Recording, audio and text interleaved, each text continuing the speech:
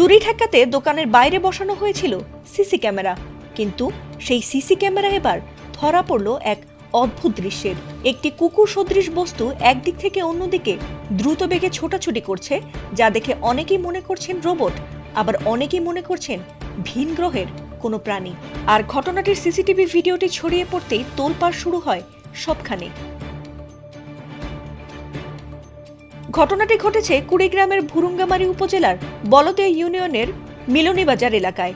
ভারতীয় কাটাতার থেকে প্রায় 2 কিলোমিটার দূরে ওই বাজারের আলাউদ্দিন ইলেকট্রনিক্স ও হার্ডওয়্যার নামের এক দোকানের নিরাপত্তার জন্য লাগানো সিসি ক্যামেরায় এবার ধরা পড়েছে এক অদ্ভুত দৃশ্যের। 17 ফেব্রুয়ারি রাত 3:35 রেকর্ড হওয়া ভিডিওতে দেখা গেছে লাইট জ্বালিয়ে 4 পায়ে দৌড়ে যাচ্ছে রোবট সদৃশ একটি বস্তু, আর প্রায় 12 সেকেন্ডেই দৃষ্টির বাইরে চলে যায় এটি। পরদিন দোকানের মালিক সিসি ফুটেজ দেখতে গিয়ে বিষয়টি জানাজানি হয়।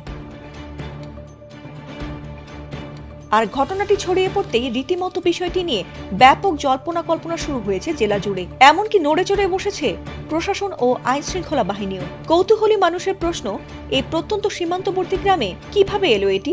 এ ঘটনায় বুধবার সকালে সোনাহাট বিওপির বিজিবি সদস্যরা ঘটনাস্থলে আসেন। পরে আসে কচাকাটা থানা পুলিশ। তবে এটি আসলে রোবট কিনা বা রোবট হলেও কারা পরিচালনা করছেন তা কেউ নিশ্চিত করে বলতে পারছে না।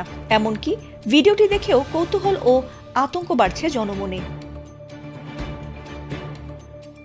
এ বিষয়ে কুড়িগ্রাম 22 বিজিবি অধিনায়ক লেফটেন্যান্ট কর্নেল মোহাম্মদ মাহবুবুল হক জানিয়েছেন, সিসিটিভি ফুটেজটি পরীক্ষা করা হচ্ছে।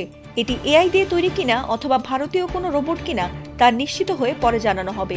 তবে প্রাথমিকভাবে এটিকে লাইট লাগানো অটো বাইসাইকেল বলে ধারণা করছেন অনেকেই। এছাড়া এখানে ভারতীয় রোবট আসার বিষয়টি ভিত্তিহীন বলে দাবি করছে স্থানীয় কর্তৃপক্ষ, যদিও এটিকে ভারতীয় টহল রোবট বলেই ধারণা করছেন নেটিজেনরা।